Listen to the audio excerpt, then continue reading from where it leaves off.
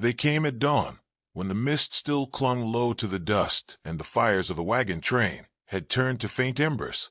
23 souls stirring, stretching, dreaming of the land promised beyond the next rise. A little girl named Clara sat near the edge of camp, twisting a sprig of juniper between her fingers, her eyes scanning the horizon not with wonder, but worry.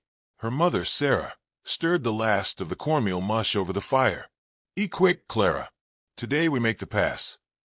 She had the voice of a woman who'd weathered too many hard years and didn't trust easy skies. Clara didn't speak much, not since her father died 2 winters back, but she saw more than most.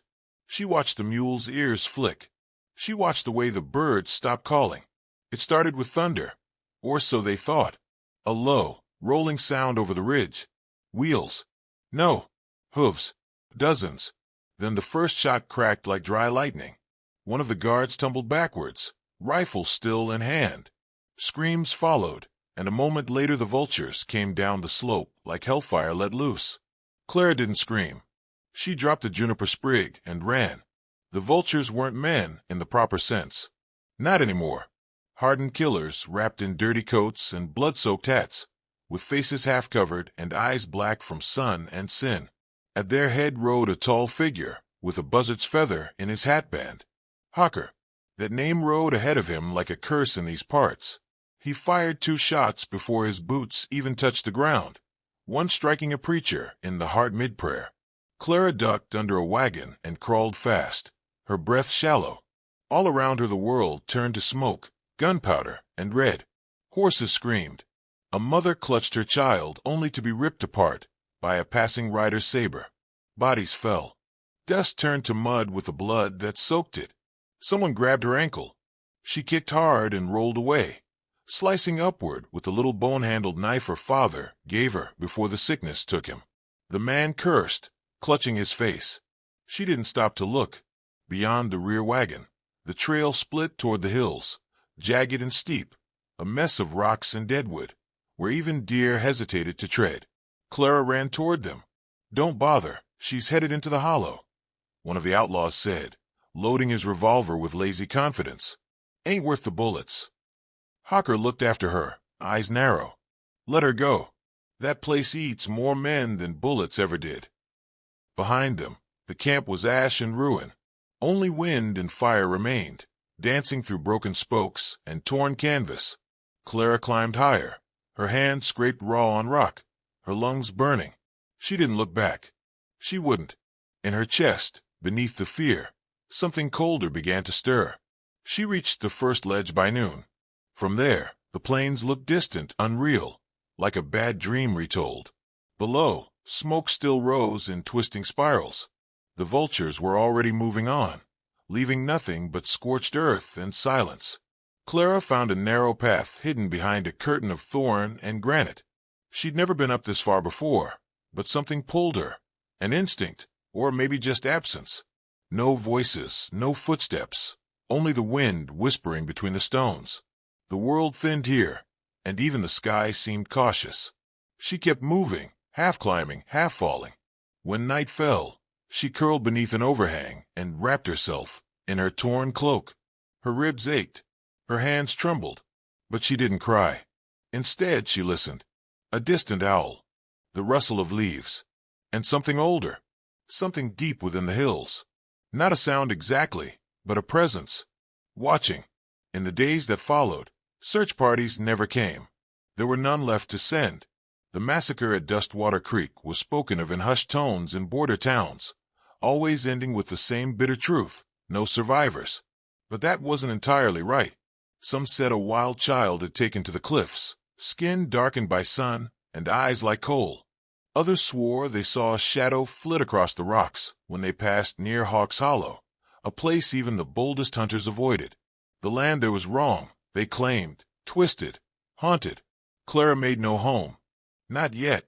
She moved with the animals, drank from streams choked with moss, learned which berries stained and which ones healed.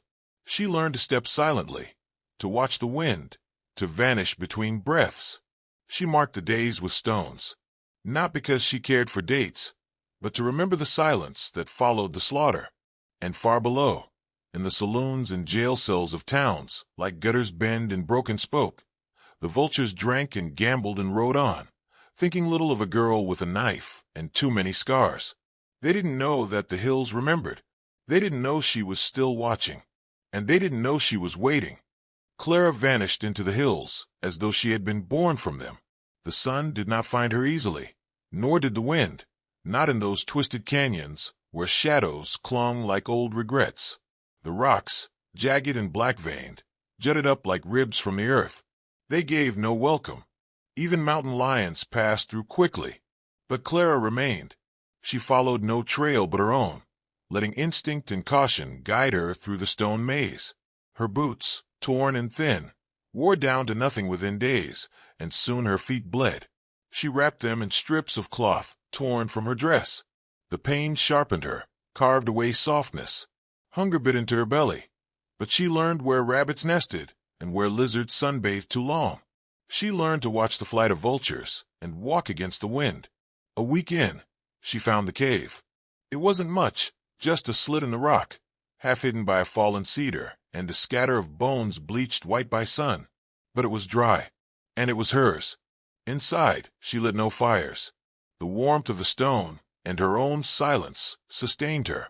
When she dreamed, she heard voices, her mother's lullaby, her father's stories of wild horses and wandering spirits.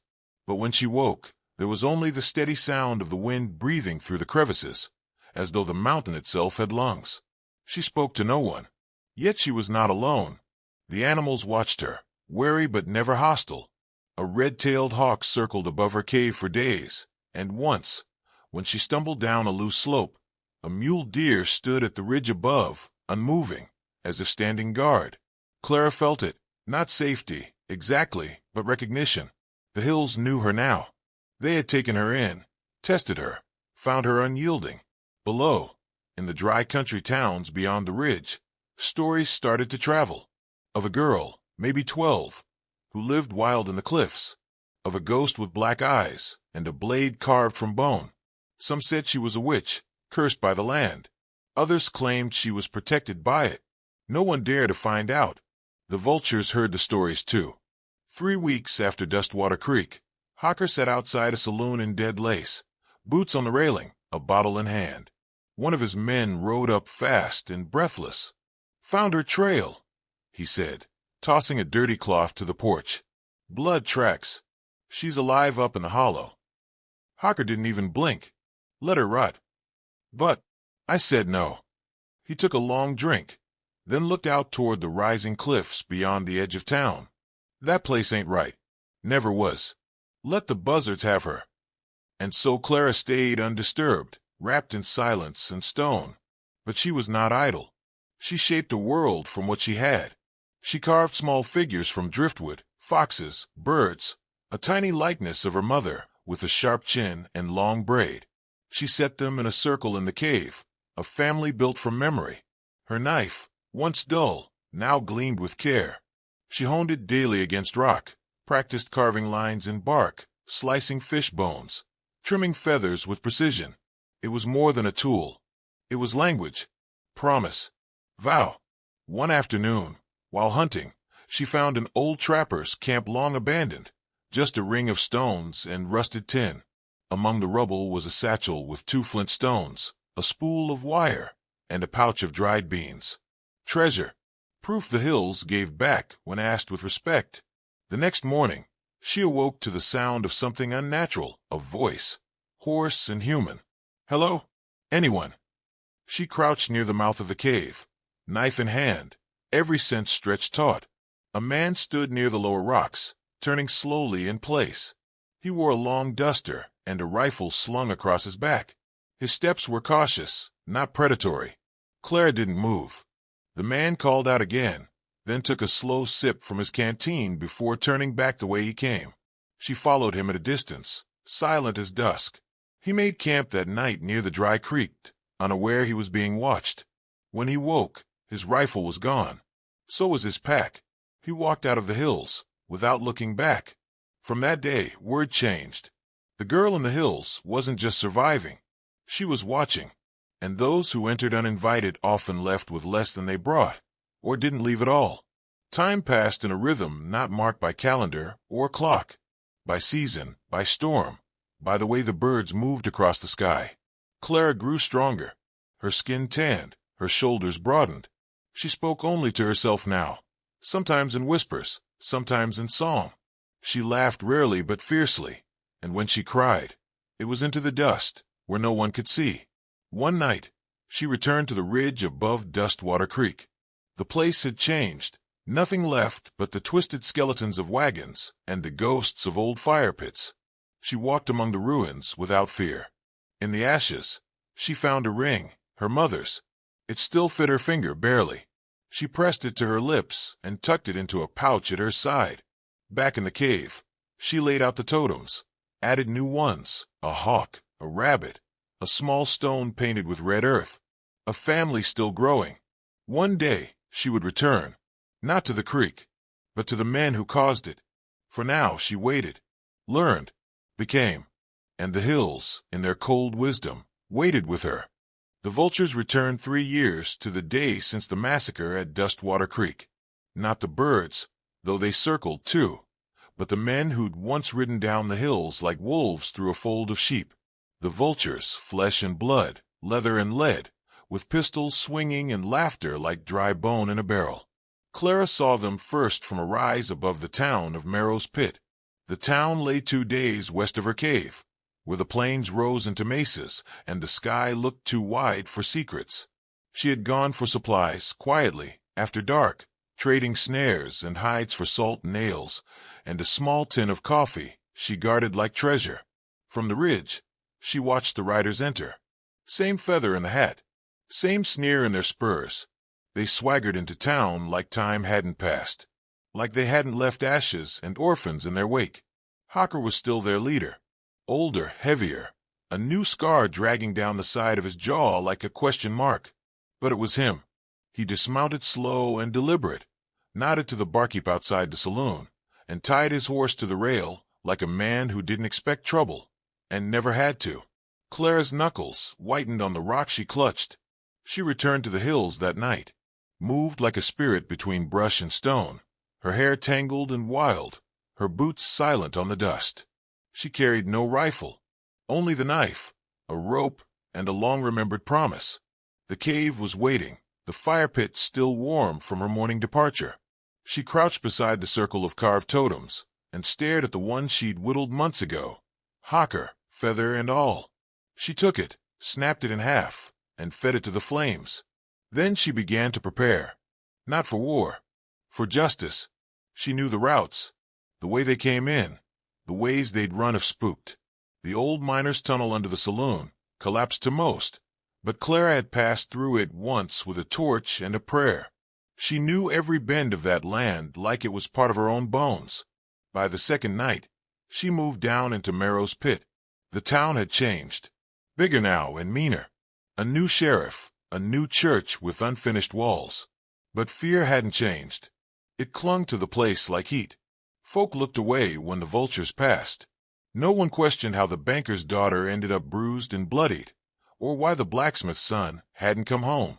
The vultures weren't just passing through. They were settling. That night, Clara crept behind the saloon and slipped through the miner's tunnel, coming up behind the old storage wall. Inside, lantern light danced, and laughter rose sharp and ugly. She pressed her ear to the boards. Like splitting a melon, I tell you. That preacher's eyes near popped out. Another voice chuckled. Whatever happened to that little girl? You remember, the one ran off screaming into the hills. Silence. Then Hocker's voice, low and cold. Dead by now. Or worse. Nothing survives up there long. Clara smiled without warmth. She backed out of the tunnel and melted into the shadows. For 3 nights, she laid her traps. In the alley behind the butcher, under the water trough, inside the tack house, where the vultures kept their gear. Nothing deadly yet, just warnings. Missing bullets. Broken stirrups. A noose left tied but unused, swaying in the breeze.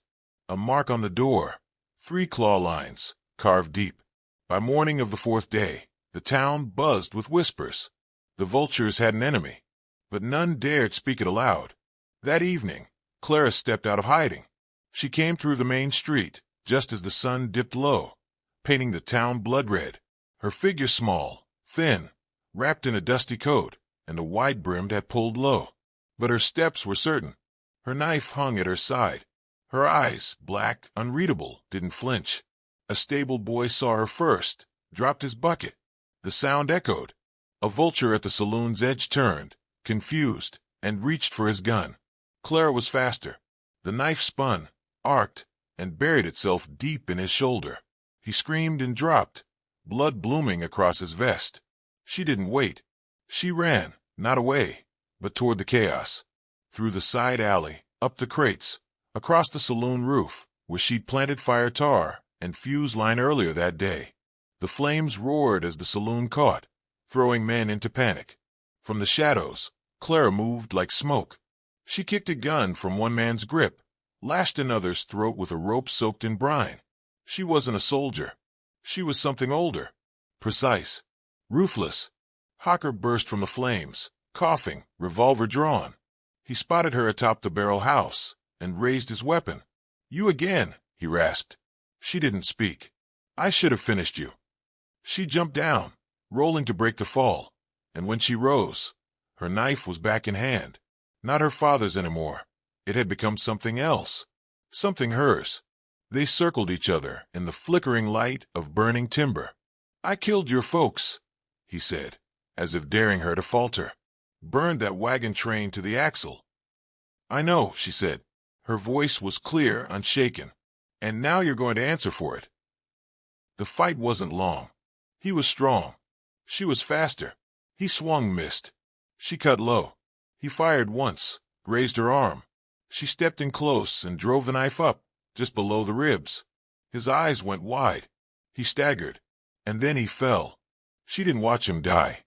Instead, she turned to the gathering crowd, townsfolk with wide eyes and dropped jaws. A few guns were raised, uncertain. A few hands trembled near holsters. She looked at them and said nothing, only walked past, blood dripping from her sleeve, firelight dancing on her back as the saloon groaned and collapsed behind her. They didn't stop her. They wouldn't, because justice had come not in the form of a badge or a bullet, but as a girl who survived what no one else had, and returned not with rage, but with reckoning. And the hills had sent her. The fire in Merrow's pit smoldered for 2 days before dying into ash, but the name that rose from it, Clara of the Hills, spread faster than smoke. Folks spoke it with a hush, half reverent, half fearful. Some said she was justice carved from bone. Others swore she was the ghost of Dustwater Creek, come to settle old debts. But Clara didn't wait for legend to grow. She moved east, deeper into the spine of the wilderness, to the place maps forgot and men feared, the hollow's edge. It was a chasm hidden in the folds of the Red Tooth Range, where light seldom touched and sound vanished between rock walls. Stories hung thick around it, of posses that vanished, of voices that whispered things only the guilty could hear. It was the last refuge of the vultures. Not all had fallen at Merrow's pit. Some had scattered when the saloon burned, riding hard for the Badlands. Others had gone underground, vanishing into outlaw hideaways. But Clara knew where they would nest. The hollow had been Hocker's sanctuary long before Dustwater. If the gang had a final stronghold, it was there. She tracked them like an old hunter, quiet, steady, relentless. Along the way, she found signs of their passing: a rusted canteen, a shredded bandana, hoofprints near a spring with vultures overhead. The irony wasn't lost on her. On the 7th day, as the wind turned sharp with coming frost, she found the entrance to the hollow, a narrow crevice choked with thorn brush and stone. She passed through sideways, pressing close against the rock, her fingers tracing the cracks like reading a book written in time. Inside, the world changed. Sound dulled. The air grew still. No birds called. No crickets chirped. Just the sound of her own breath and the faint clink of her blade at her hip. She moved like shadow, using every lesson the hills had taught: patience, silence, precision. Near a bend in the gorge, she spotted a sentry, a lean man with a scar across his scalp, rifle loose in hand, eyes drifting. She crept close, picked up a stone, and tossed it across the path. When he turned, she struck. One blow to the throat. He crumpled without a cry. She dragged him into the brush and kept going. The hollow opened at its heart, revealing a flat basin walled by towering cliffs. A fire burned low at the center, surrounded by makeshift tents and crates of ammunition. 5 men sat around the flames, passing a bottle between them. Laughter drifted up, but it sounded hollow, brittle. Among them was Cutter, Hawker's second. Thicker now, face bloated with drink, but the same cold eyes. Clara crouched above on a ledge, watching. She could end him here. One roll of dynamite, one well-thrown fuse. But vengeance without witness was only half justice. The town needed to know. The land needed to see it done. So she waited. Just before dawn, one of the men rose, muttered about a piss, and wandered toward the stream at the edge of the basin. Clara followed. He didn't see her coming. She pressed the knife to his neck before he could call out. "Move," she said. He obeyed, hands raised, shivering. She brought him into the basin, threw him forward, and stepped into the firelight behind him. The vultures leapt up, reaching for guns, but froze when they saw who stood before them. Cutter squinted. That can't be. Clara. Her voice was calm, measured. "You remember Dustwater?" They looked at one another like boys caught in a lie. "You should have died there." One muttered. "I did," she said, "and something else stood up in my place." Cutter sneered. "You think you'll take all of us? You're one girl. I'm not alone." She whistled once, sharp, high. Behind her, shapes moved. From the cliffs above, figures stepped into view. Townsfolk, ranchers, miners, people from Merrow's Pit and beyond, armed, grim, all drawn by the tale of the girl who brought justice where law failed. Cutter's face paled. "You led them here," he breathed. "No," Clara said. "You did. I just followed the trail you left in blood." What followed wasn't a gunfight. It was a reckoning. The townsfolk surrounded the camp. Some vultures tried to run. Few made it past the edge.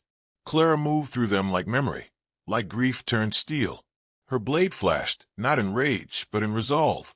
Cutter fought hard, tried to draw Clara into the flames, swinging wide with a Bowie knife. She dodged, struck low. He roared, bleeding, and lunged again. She sidestepped, caught his arm, twisted. He fell to his knees. "You could have run," he gasped. "I did," she said. "Then I stopped." And with that, she ended it. When the sun rose, the basin was still. The fire had died. The vultures lay where justice found them. Clara stood at the center, blood on her hands, wind in her hair, and the eyes of the crowd upon her. A young boy stepped forward, no more than 10, his face smeared with soot. "Are you a marshal?" he asked. Clara looked down at her knife, then at the hills behind. "No," she said. "I'm just someone who remembers." The crowd dispersed slowly, some carrying the wounded, others gathering the weapons left behind. A few offered her food, a place to stay. She thanked them but shook her head. She didn't belong in towns. Her home was still the hills. By nightfall, she was gone, a figure vanishing back into stone and shadow. But her story remained, told in whispers around campfires, etched into canyon walls in old tongues. Mothers told it to their daughters. Men raised glasses to it. And when someone asked if the hills were cursed, the answer came soft and sure. No, the hills were watching, and in them lived a girl who once lost everything, and still chose to stand.